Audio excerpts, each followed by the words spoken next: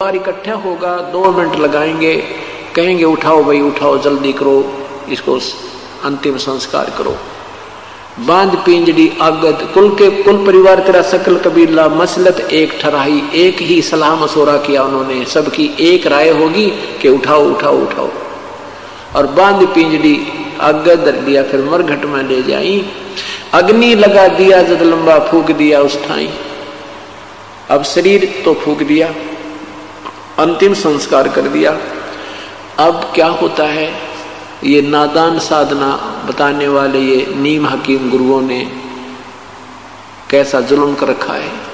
कहते हैं वेद बांध फिर वो पंडित आए, पीछे गरुड़ पढ़ाई, ये गरुड़ पुराण लेकर के, और गुरुजी आते हैं, वो कहते हैं भाई 7 दिन गरुड़ पुराण की कथा करनी पड़ेगी तुम्हारे घर पे। परमात्मा कहते हैं कि देखो गरुड़ पुराण अब पाठ करने से कोई लाभ नहीं है। ये गरुड़ पुराण का पाठ उसको पहले सुनाना था जब वो जीवित था, क्योंकि सदग्रंथों में विवरण होता है कि जो व्यक्ति साधना नहीं करते उनके साथ भयंकर यातनाएं हो, उनको बहुत भयंकर यातनाएं होती हैं, प्रेत बनता है उसके साथ, ऐसे होते हैं। कोई ऐसी क्रिया करता है, कोई ऐसा जुल्म करता है, कोई ऐसा पाप करता है उसका हाथ कटता है, कोई ऐसा पाप करता उसकी ऐसे पुत्र की मृत्यु होती है, कोई ऐसा करता उसकी आंखें फूट जाती हैं। तो परमात्मा कहते हैं वो ज्ञान उस मरने वाले को पहले सुनाना था, ताकि बुराइयों से बच जाता और शुभ कर्म करके अपना जीवन सफल कर जाता। अब वो गधा बनने को तैयार है और पीछे उसकी गरुड़ पुराण की कथा गुरुदेव करने को तैयार है। इस तरह की ड्रामेबाजी ने, इस तरह के नीम हकीमों ने ये भक्ति का विनाश कर डाला और मनुष्य जीवन को इन्होंने बर्बाद करवा दिया। परमात्मा कहते हैं कि नरसेती तू पसवा कीजे गद्दा बैल बनाई, ये 56 भोग काम अनुभव रे कि कुरडी चुनने जाई। और फिर क्या बताते हैं कि ये साधना शास्त्र विरुद्ध होने से फिर तुम प्रेत बन गए, प्रेत शिला पर जा विराजे। ये अब गुरु जी कहेंगे कि उसके पिंड भरवाओ, पितरों पिंड भराई। तेरा गजब हुई, पहले तो पितर बनवाए, भूत बनवाए, शास्त्र विरुद्ध साधना करवा के, और फिर उनके वह पिंड भरवाए, फिर वह उनके श्राद्ध निकाले, वो माल खाए गुरुजियों ने।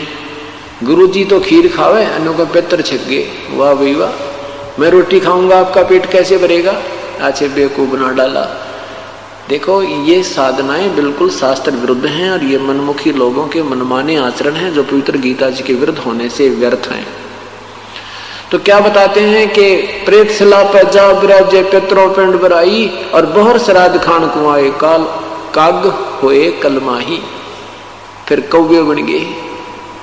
क्या कहते हैं श्राद्ध, अब श्राद्धों के दिन चल रहे हैं, कति उन नादानों के पूरे जो है ना मौज माचरी है, बहका रखा जिन्होंने, एक एक दिन में 3-3 जगह भोजन खा के आते हैं पंडित वो गुरु जी। तो क्या बताते हैं कि जब पहले तो भूत बनाया, पितर बना, फिर कहते हैं पिंड भरवा दिए तो वो मुक्त हो गया। फिर श्राद्ध निकालते हैं, कहते तुम्हारा पिता जो है ना कौवा बना हुआ है, कौवे को भोग लग गया तो समझ लो तुम्हारा श्राद्ध सफल है।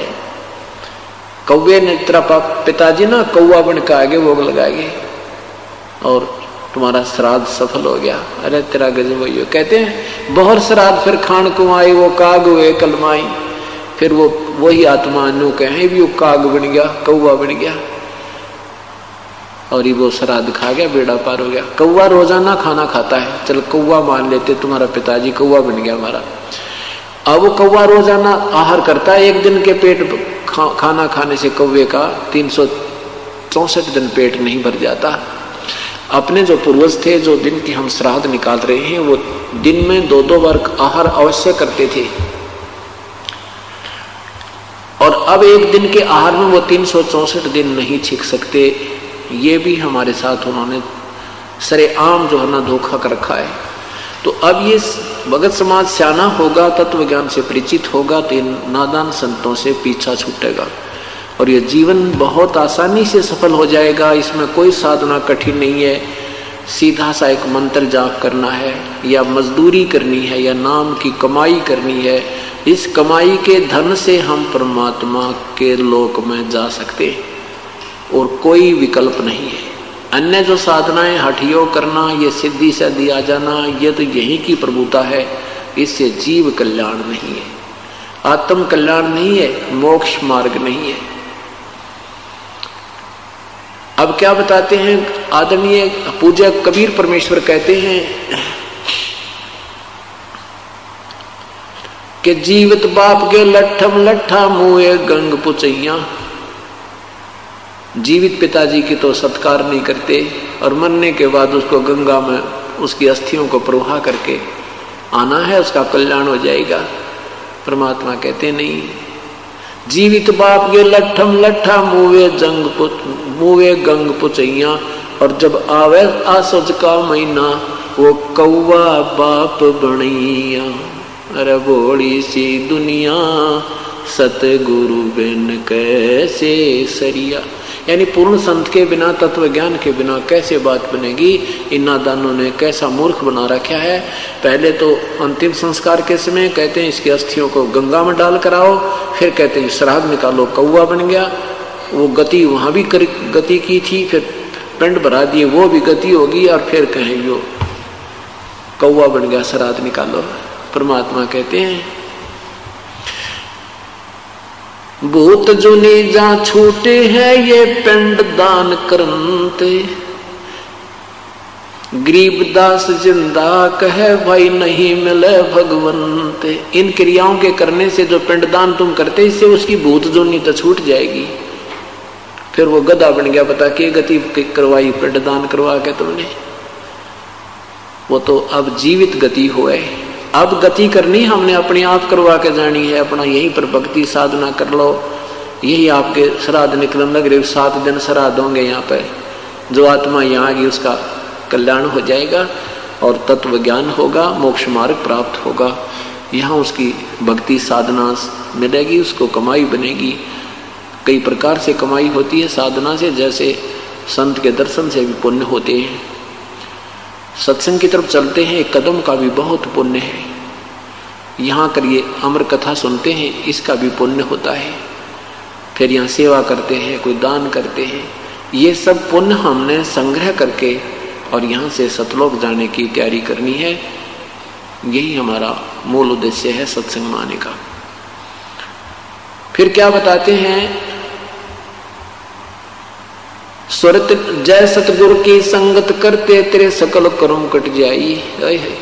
यदि तुम पूर्ण संत की शरण में आ जाते, ना श्राद्ध निकालने थे, ना अस्थि उठानी थी, ना अस्थि उठाने की आवश्यकता पड़ती, ना उसको गंगा पहुंचाने की आवश्यकता पड़ती, न ही श्राद्ध निकालने की आवश्यकता थी, ना फिर पिंड बनवाना, ना वो भूत बने, ना पितर बनना था, ना पशु बनने। जय सतगुरु सदगुरु। पुण्यात्मा अभी तुम बालक हो, बुद्धि विवेक से जब विचार करोगे इस पृथ्वी पर आपको कोई संत नजर नहीं आएगा।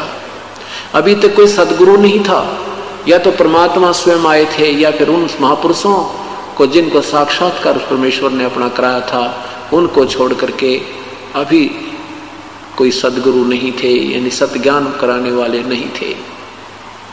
अब इस तत्व ज्ञान से आप तुलना करोगे उन महापुरुषों के विचारों की, तो अपने आप पता लग जाएगा वो संत नहीं है।